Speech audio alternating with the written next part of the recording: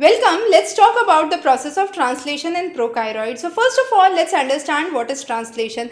It is a process by which protein is synthesized using the mRNA, and again important process is the 4-letter alphabet code of the nucleic acid is translated into 20-letter code of a protein. So the steps of translation, be it prokaryote or eukaryote, are mainly common. The steps are initiation, elongation and termination.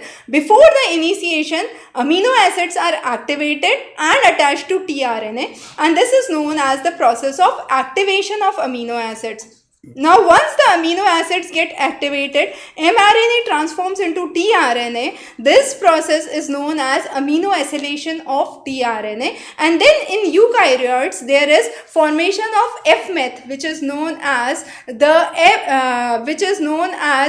methanoin as an initiating agent used in eukaryotes. The main difference that we see in initiation is the sequence and the sequence code which is used. So Shine-Dalgarno sequence is used in the prokaryotes. However, this sequence is not used in eukaryotes, and the direction is 5:3.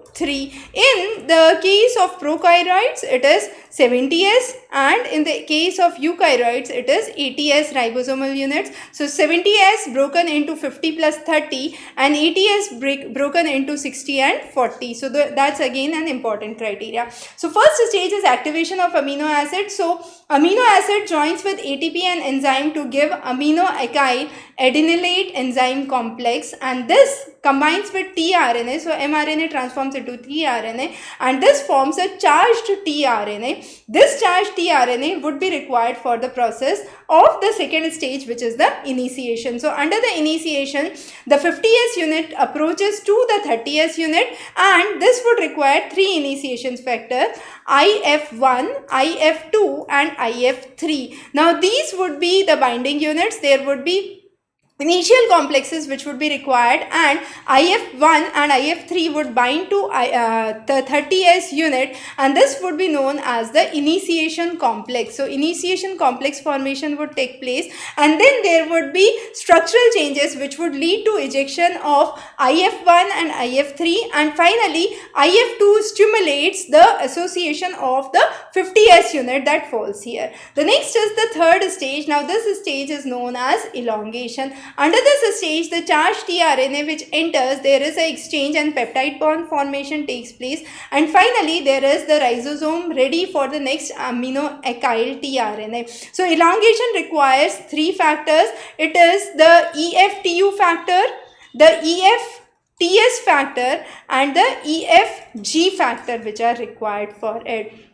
Now they produce what is called as the dipeptide tRNA in the A met site, and they are now uncharged tRNA which remain bound to the P site. Okay, so those are some of the important things that we understand under the elongation phase. And finally is the termination phase, which occurs when there is a nonsense or a stop codon. So under the nonsense or a stop codon, there are 3 nonsense codons that are called as the RF1 includes the first 2 ones. So together these 2 ones are called as the RF1 codon, and UAA and UAG together are called as the RF2 codons, right? So either it could be RF1 or RF2. RF hydrolyzes the terminal peptide T bond tRNA, and therefore there is release of free polypeptide, and finally at last the tRNA from the P site is released and dissociates into the ribosome, which starts with the new process of the cycle, and the 50S and the 30S dissociates here, and there is a release factor. So again it runs from 5' to 3' sequence. So that is again important. The stop codon, the RF1 factor and the RF2 factors are important. So this was a mechanism that we have understood about translation in prokaryotes. Translation in eukaryotes is a little different, which we would understand in the next lecture.